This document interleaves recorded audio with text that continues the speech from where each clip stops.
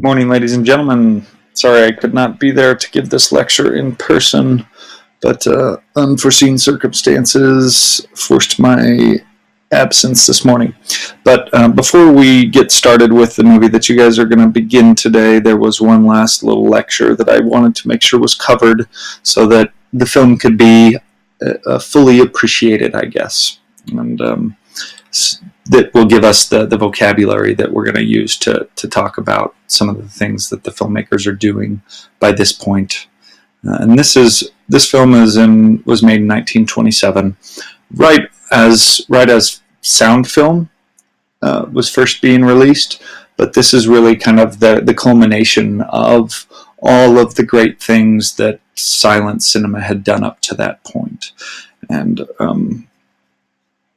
you may have recalled this term as kind of like a random thing that you guys read and wrote in your answers to what Georges Méliès was the first master of, which was mise-en-scene.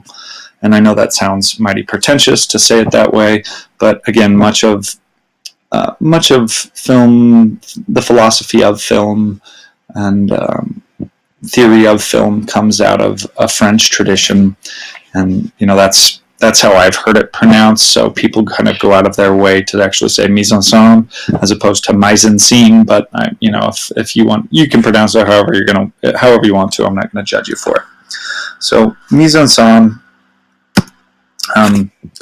Mise-en-scene is a French term meaning everything arranged on the stage, and it's actually a term that comes out of theater and directors and stage production or production designers using all the props and the set pieces and everything to help convey additional story, things that may not be in the script exactly, but that can help layer on characterization and thematic meaning to a piece. This is something that is opposed to. This is something that's opposed to editing. We've been talking about continuity editing, and after we're done watching Sunrise, we're going to talk about montage editing, which has to do with, again, this is how in continuity editing, it's how meaning is portrayed of continuity of time and space through how different pieces of films, different shots are edited together to make it be seamless or whatnot. In montage, it'll be different. It's how two different pieces that may not have anything to do with the same location or time or whatnot can be cut together to create a new meaning by the fact that these two pieces are put together. But mise-en-scene is not to do with editing. It has specifically to do with what is in the frame, what you see in one single shot. Okay? And there are four major things that can be changed, or four things that we can think about that are in that frame for every single shot that you see in a film. And that is a setting, potentially actors. I guess it doesn't have to be actors, but actors in any kind of narrative cinema in particular are going to play a key role. The lighting that's used in the shot, and the composition, meaning the setup of the camera, that's its distance or closeness to its subjects, etc. We're going to take these all one by one, but the mise-en-scene is the primary way that a filmmaker creates motifs, reinforces themes, and establishes mood in a film. So setting, this is kind of the most ubiquitous part or obligatory part of what's going to be in the frame. A frame has to be in some sort of setting, whether that setting be pure black or a broad expanse somewhere. It has to be a part of what's in a frame, right? The audience will constantly try to be finding or understand that sense of space and where they are in order to understand a film.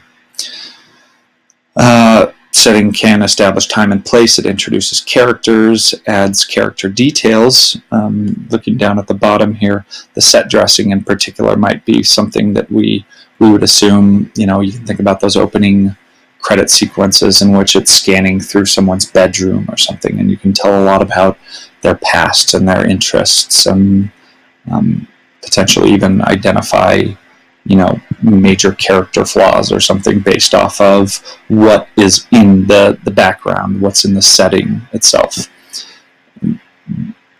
Whether or not a filmmaker chooses to shoot this on a studio lot or on location somewhere can also convey certain kinds of information.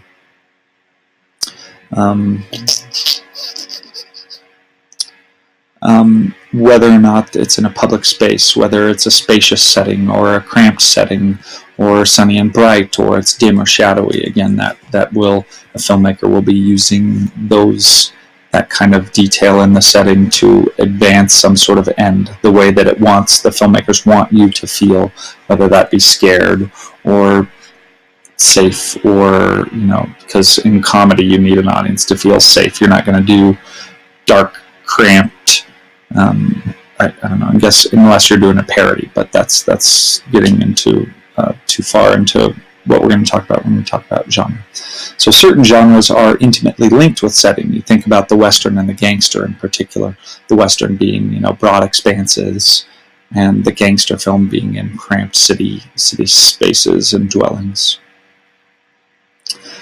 Forced perspectives, how they exaggerate particular details or leave out particular details intentionally to make us feel a certain way, is something that they can do. And you can think of The Cabinet of Dr. Caligari, and how the forced perspectives gave us, a view of a city that had something severely wrong with it.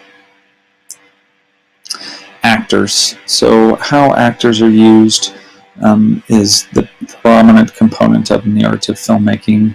The blocking of the actors, the style of the actors, whether it be realistic or intentionally stylized in some way, or cold.